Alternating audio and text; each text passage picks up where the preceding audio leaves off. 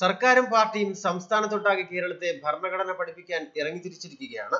ശില്പശാലകളും അവബോധ ക്ലാസുകളുമായി കൊഴുപ്പിക്കുമ്പോൾ പാർട്ടിക്ക് ഭരണഘടന ബാധകമല്ലേ എന്നാണ് അരിയാഹാരം കഴിക്കുന്നവരുടെ എളിയ ചോദ്യം ഇങ്ങോട്ട് വേണ്ട അങ്ങോട്ട് മതിയെന്നാണല്ലോ കാര്യങ്ങൾ. ഏതായാലും ഷൊർണൂർ MLA PK ശശിക്കെതിരെയുള്ള തന്റെ പരാതി കമ്മീഷനും പാർട്ടിയും ഗൗരവത്തോടെ കണ്ടിട്ടില്ല എന്നാണ് DYFI നേതാവ് പറയുന്നത്.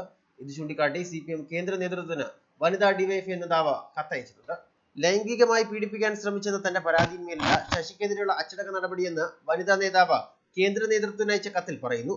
ഇവരുടെ പരാതിയിൽ ശശിയെ പാർട്ടി അംഗത്വത്തിൽ നിന്ന് 6 മാസത്തേക്ക് സസ്പെൻഡ് ചെയ്യാൻ സംസ്ഥാന കമ്മിറ്റി തീരുമാനിച്ചിരുന്നു.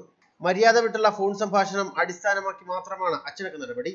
പരാതി അന്വേഷിച്ച 2 അംഗ കമ്മീഷൻ റിപ്പോർട്ടും സംസ്ഥാനത്തെ അച്ചടക്ക നടപടിയും അടുത്ത മാസം ചേരുന്ന കേന്ദ്ര കമ്മിറ്റി പരിഗണിക്കും.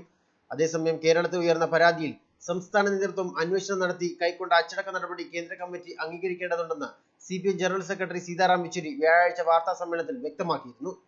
കേന്ദ്ര കമ്മിറ്റി എന്ത് തീരുമാനിക്കുമെന്ന് ഇപ്പോൾ പറയാനാകില്ല എന്നും അദ്ദേഹം പറഞ്ഞു.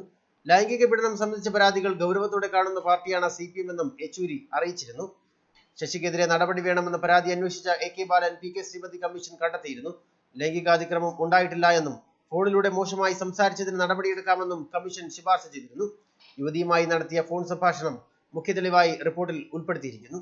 ന്യൂസ് ഡെസ്ക് മലയാളി വാർത്ത.